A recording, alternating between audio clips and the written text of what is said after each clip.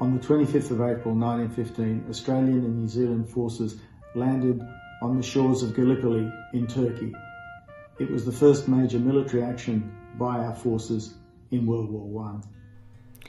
This Anzac Day, Australians will not have the opportunity to gather together for dawn services and other ceremonies. But wherever we are in the world, we can make it a day of remembrance and reflection. We can pause to think about the attributes of that generation: courage, fortitude, mateship, and we can commit to showing those characteristics at this time as we need to pull together. My friends, on Anzac Day, we honour all Australians who fought for our country and our allies. We renew our pledge. We will never forget. In the quiet of dawn, the Anzac ceremony is the same year after year, but this time it will be different as we light a candle at home at our front gate. As Governor-General, I shared commemorations with many of our precious veterans at Gallipoli, at Amel, in France, where Australians and Americans fought together for the first time, in the Pacific, in New Guinea, the Philippines, the Solomons.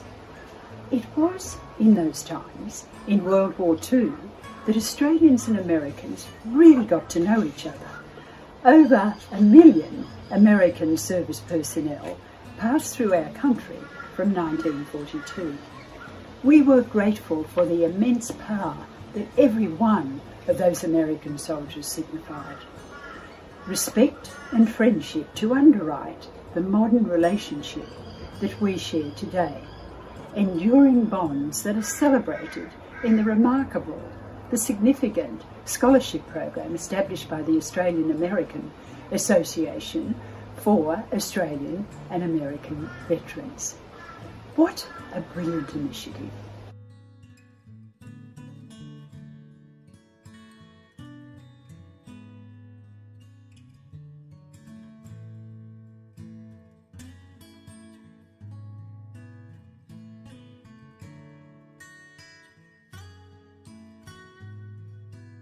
My name is Tess McGrath. I'm an American-Australian Association Greg Norman Veteran Scholar.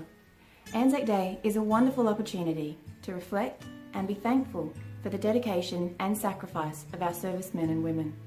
We remember the fallen and our brothers and sisters who bear permanent reminders of their service, on the outside and within.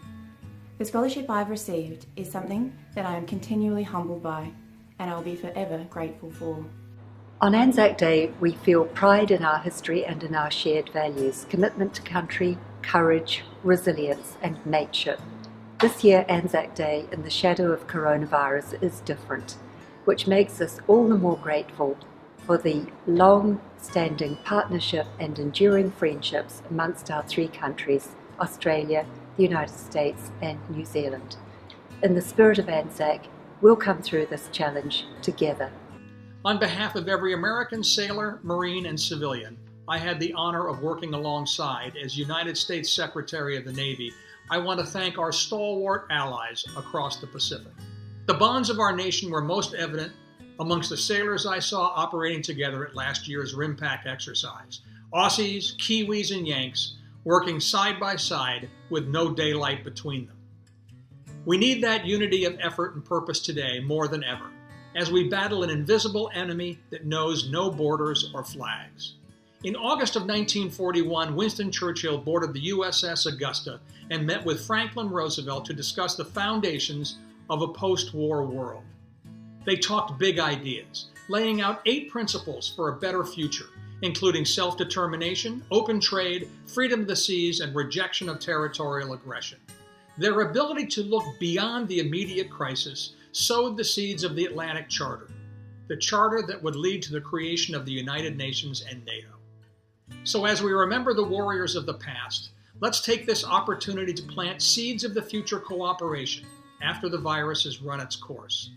The world will be different when we come out of quarantine, and we need a construct to address how we can harness our collective strengths.